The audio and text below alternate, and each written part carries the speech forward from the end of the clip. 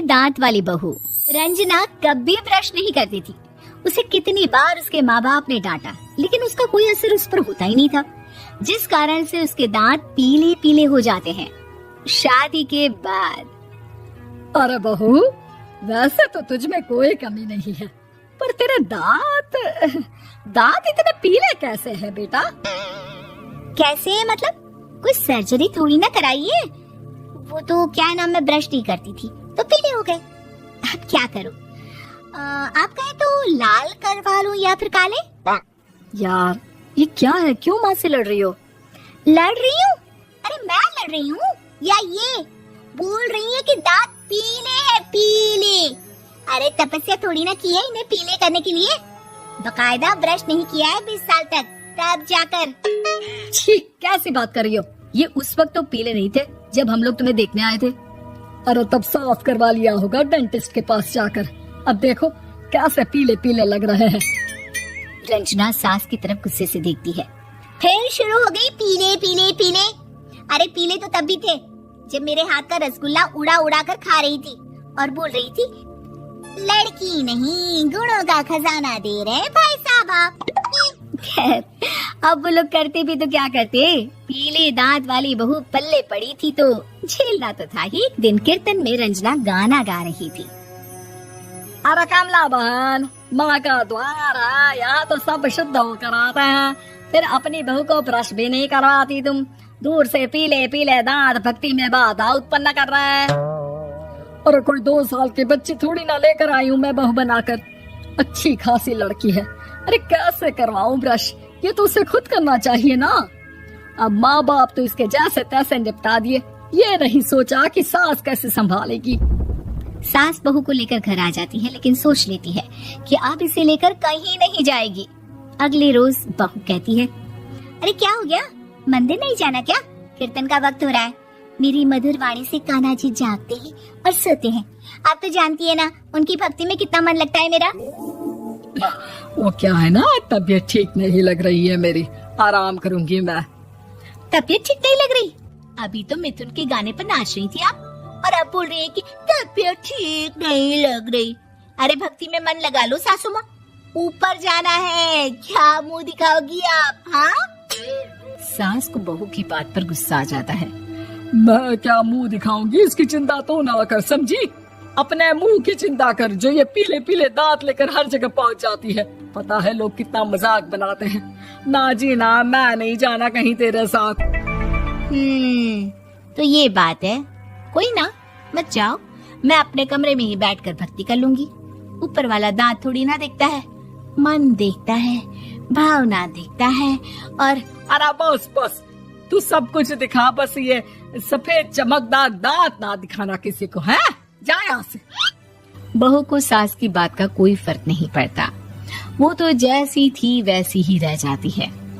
सुबह नहाकर किचन में खाना बनाना, फिर खाना खाना, कीर्तन भजन करना और सो जाना। एक दिन, माँ जी मैं सहेली के घर जा रही हूँ, शाम को लेट आऊंगी। हाँ हाँ तो जाना, मैंने कौन सा तेरी आरती करनी है घर पर बैठकर। रंजना सहेली के घर जाती है, जहाँ वो पार्टी में जाने की तैयारी कर रही होती है। अरे शिखा, कहाँ जाने की तैयारी कर रही है? मैं गलत वक्त पर आ गई क्या? अरे नहीं यार, उल्टा सही वक्त पर आ गया।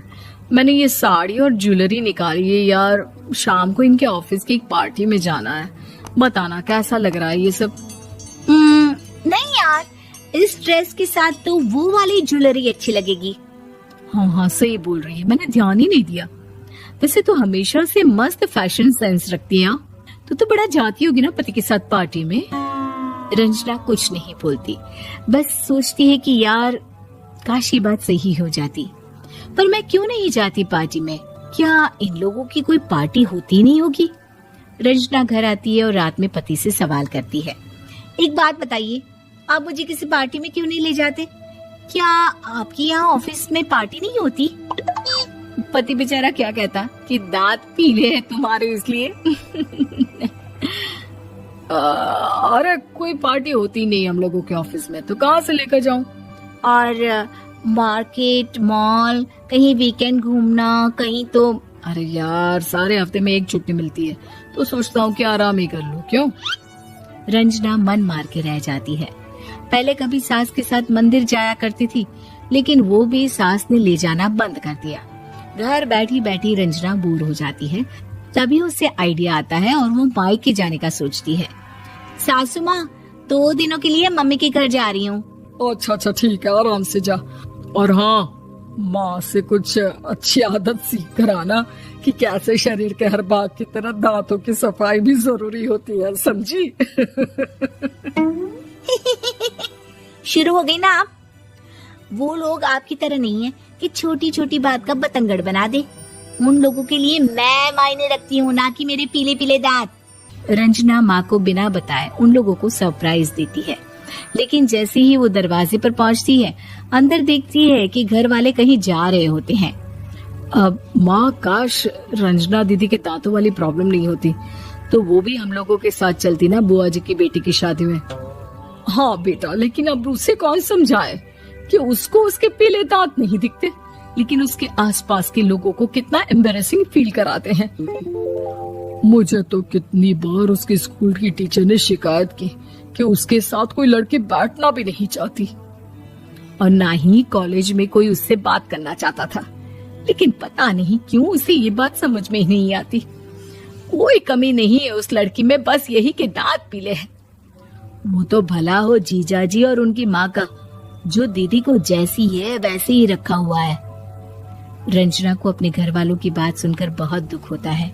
वो सोचती है कि वो क्या करे, लेकिन फिर वो सीधा डेंटिस्ट के पास जाती है, अपने दांत चमकाती है और कसम खाती है कि वो रोज ब्रश करेगी। अरे क्या हो गया, तुम तो 2 दिनों के लिए गई थी ना, पर कोई ना, अच्छा है, चलो आ गई तो। रंजना सास के सामने आकर खड़ी हो जाती है और पूरी स्माइल करती है, उसके चमकदार दांतों को दिखाती हुई। हैं? चले मंदिर। माँ, मुझे माफ कर दीजिए, मैंने आप लोगों को बहुत एम्बैरेसिंग फील करवाया। मैं आज से रोज ब्रश करूंगी।